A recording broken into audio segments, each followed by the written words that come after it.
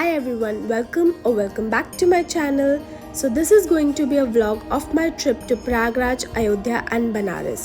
हमारी ट्रेन थी गुवाहाटी से 12:50 पर एंड अगले दिन 11 बजे हम पहुंच चुके थे प्रयागराज। तो आप जो मेरे पीछे देख रहे थे वो थी यमुना नदी और अभी हम स्टेशन से बाहर जा रहे हैं अपने कार पे। तो ऑनेस्टली अगर आप इस रूट पर ट्रैवल करने वाले हो तो मैं personally north east express recommend नहीं करूँगी, क्योंकि जर्नी काफ़ी ज़्यादा हेक्टिक थी और ट्रेन की कंडीशन भी इतनी अच्छी नहीं थी। यहाँ आए सिर्फ 5 ही मिनट हुए हैं और इतनी ज़्यादा गर्मी है, आप देख सकते हो कितना पसीना आ रहा है और मेरे गाल भी पूरे लाल हो चुके हैं।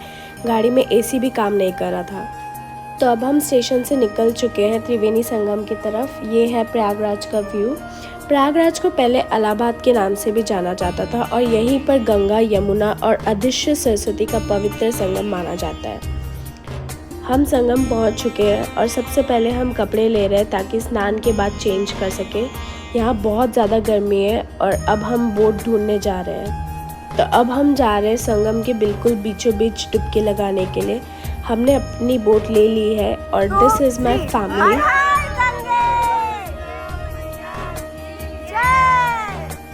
उस तरफ से गंगा जी आई हुई त्रिवेणी बीच में है, जहाँ झंडे लगे हैं वो त्रिवेणी है। वहीं स्नान करेंगे आप लोग लक्ष्मण झूला पे। वहाँ रेता नहीं रहता था। अच्छा। वहाँ 2 बड़ी बड़ी होड़ी होती है नाव, उसी के बीच में चौकिया तखत जो हम लोग बोलते हैं, उसी का लक्ष्मण झूला बीच में लगाया जाता है, उसी में स्नान करवाया जाता है। बोट से जाते वक्त जो व्यू था ना, वो सच में बहुत ज़्यादा प्यारा था।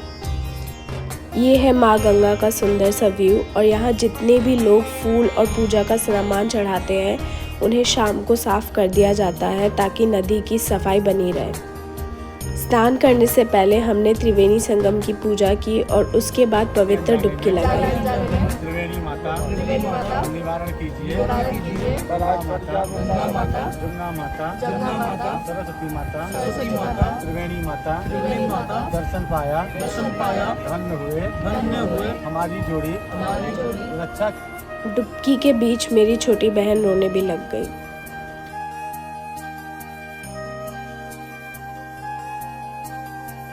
तो हमारा गंगा स्नान और पूजा दोनों कंप्लीट हो चुका था और हम वापस घाट की तरफ जा रहे थे। इसी बीच मेरी तबीयत थोड़ी ख़राब हो गई थी और बीपी भी डाउन हो गया था। थोड़ी देर रेस्ट किया और नींबू पानी पिया। उसके बाद हम निकल पड़े थे इलाहाबाद फोर्ट की तरफ। इस फोर्ट का निर्माण अकबर ने 1583 में करवाया था और ये यमुना के किनारे बना हुआ फोर्ट है। फोर्ट के अंदर एक बहुत ही प्राचीन मंदिर भी है, लेकिन वहाँ फ़ोन लेके जाना अलाउड नहीं है, इसलिए मैं रिकॉर्ड नहीं कर पाई। फोर्ट देखने में बहुत ही ज़्यादा सुंदर लगा, बिल्कुल रेड फोर्ट जैसा दिखता है।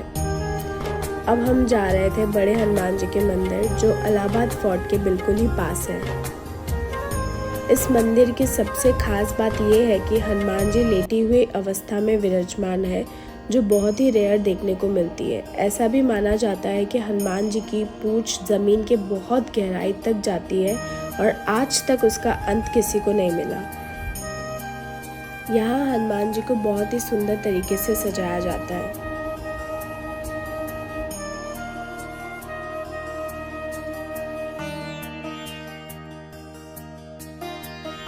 प्रयागराज में देखने के लिए ज़्यादा जगह नहीं है, इसलिए हम आज ही अयोध्या के लिए निकल चुके थे। वैसे भी पिछले 3 दिन से मेरी बिल्कुल अच्छी नींद नहीं हुई और आज ये मेरी चौथी रात है जहाँ पे मैं अपनी नींद खराब करने वाली हूँ।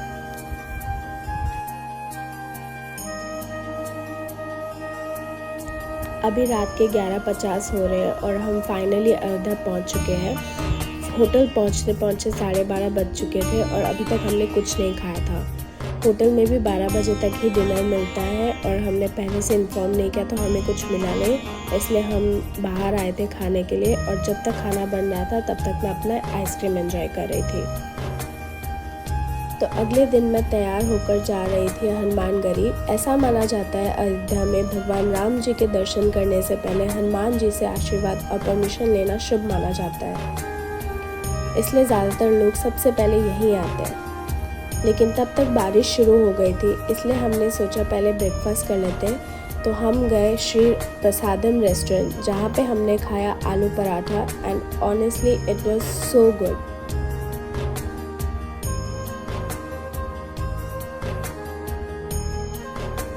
ब्रेकफास्ट करने के बाद हम निकल पड़े हनुमानगढ़ी की तरफ। मंदिर बहुत ही सुंदर था और यहाँ हमें छोटे छोटे हनुमान जी के भी दर्शन हुए।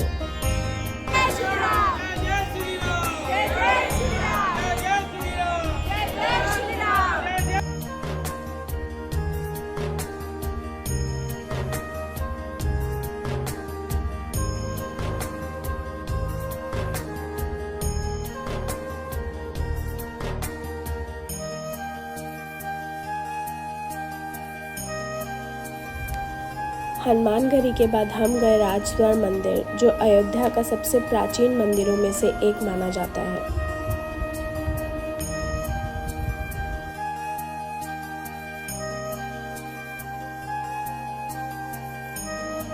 वहाँ दर्शन करने के बाद हम गए दशरथ महल। वैसे तो हम जाने वाले थे राम मंदिर, पर हमारे पास थोड़ा टाइम था, इसलिए हम जा रहे थे दशरथ महल।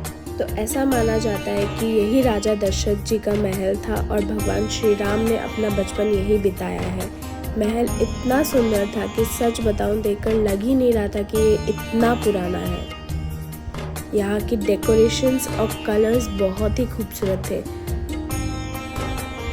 और यहाँ के ज़मीन में चांदी के सिक्के भी गड़े हुए थे।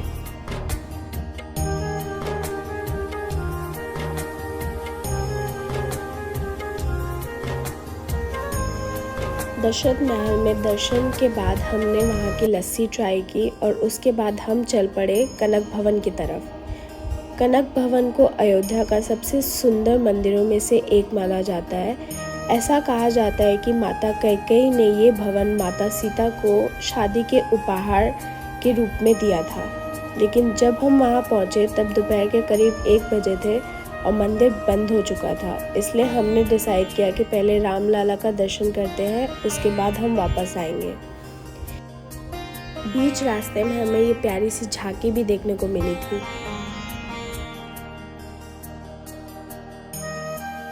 और फाइनली हम आ चुके हैं श्री राम जन्मभूमि स्थान पर। हमने यहाँ सुगम दर्शन बुक किया था, जिससे हमें कम वेटिंग टाइम में दर्शन मिल गए। अगर आप भी सुगम दर्शन करना चाहते हो तो पहले से ही ऑनलाइन बुकिंग कर सकते हो श्री राम जन्मभूमि के ऑफिशियल वेबसाइट से, जिससे आपको रामलला के बहुत ही पास से दर्शन करने को मौका मिलता है। हमने 3 से 5 वाला स्लॉट बुक किया था। तो मैं अभी आपको रामभूमि का स्थल दिखाती हूँ। यहाँ फ़ोन और बैग्स अंदर लेके जाना अलाउड नहीं है, इसलिए हमने अपना सारा सामान लॉकर में रखकर अंदर गए।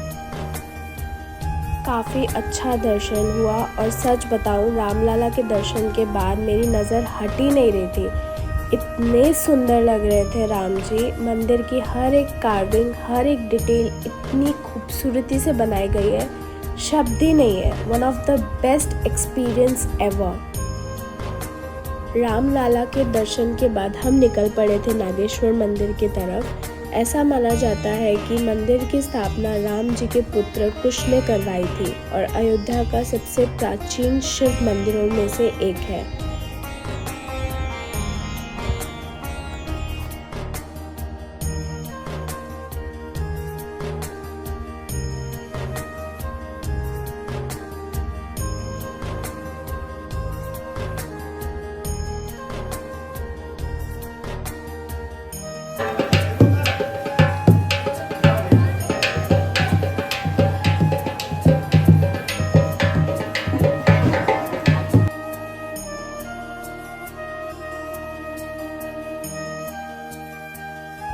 उसके बाद हम गए राम की पैड़ी। हमने यहाँ स्नान नहीं किया था, इसलिए सिर्फ पवित्र जल अपने ऊपर छिड़का। And this was my outfit for Ayodhya. ये है लता चौक, जो रात के टाइम और भी ज़्यादा खूबसूरत लगता है।